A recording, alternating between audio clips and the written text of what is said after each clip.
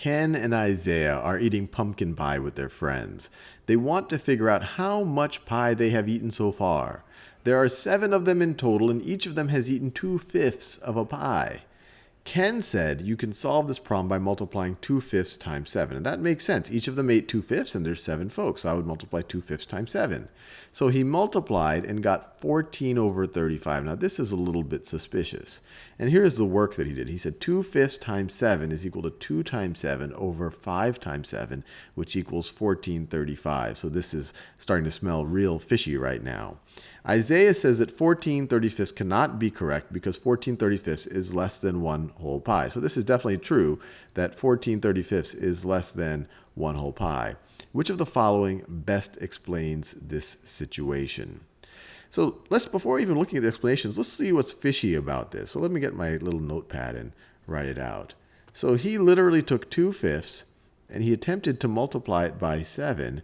And he said that this is the same thing as taking the 2 times the 7 over the 5 times the 7. And that's how he got the 14 over 35. And I encourage you to pause this and try to figure out why this doesn't make sense yourself.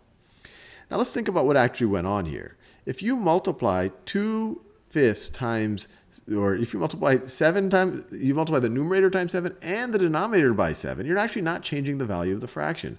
This is equivalent to saying 2/5 times 7 over 7, which is equivalent to 2/5 times 1, which is equivalent to 2/5.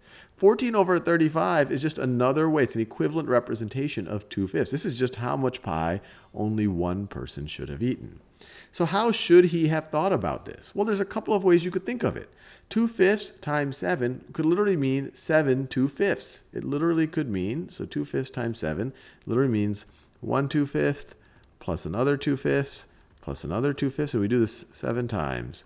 So that's 4 2/5, that's 5 2/5, that's 6 2/5, and that's 7 2/5. Sorry, my brain isn't working. And that's 7 2/5. And if you were to add all of these together, how many fifths do you have? How many fifths do you have?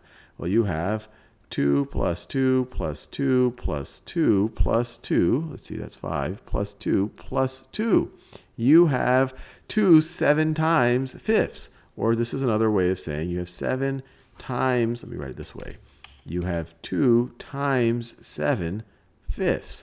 Or another way of saying is this is equal to 14 over 5. And this is well over more than 1. 5 goes into 14 2 times, and you have a remainder of 4. So it's 2 4/5 pi. So this is what he should have done. But you might be saying, well, how would I just multiply this if I didn't even have to think it through all of these, adding all these 2/5 together? Well, one way to think about it is that 7 is the same thing as 7 over 1. So he could have just said 2 over 5 times 7 over 1. 7 over 1 is the exact same thing as 7. And that would be equal to 2 times 7 in the numerator, which is 14. And the denominator would be 5 times 1, which is equal to 5. And you'd get the same answer. So now let's actually go back and select the right choice. I forgot that we actually had to say which explanation is the right explanation. So explanation 1 is that Ken didn't multiply correctly. Multiplying 2/5 times 7 is the same as adding 2/5 7 times. This is exactly right. This is exactly what we just went through. The correct answer is 14/5 or 2 4/5. So explanation A seems to be the right one, but we'll just read the other ones just to see if there's some flaws in them.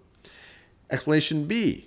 Ken multiplied correctly but forgot to cancel out the 7s in the fraction. Since 7 sevenths is equal to 1, 2/5 times 7 is equal to 2/5 times 1. Well, obviously 2/5 times 7 is not the same thing as 2/5 times 1, so this is kind of nutty.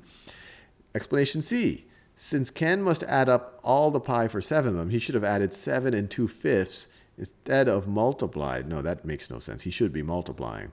Ken is correct. His friends just didn't eat that much pie. No, that doesn't make sense either. It's explanation A.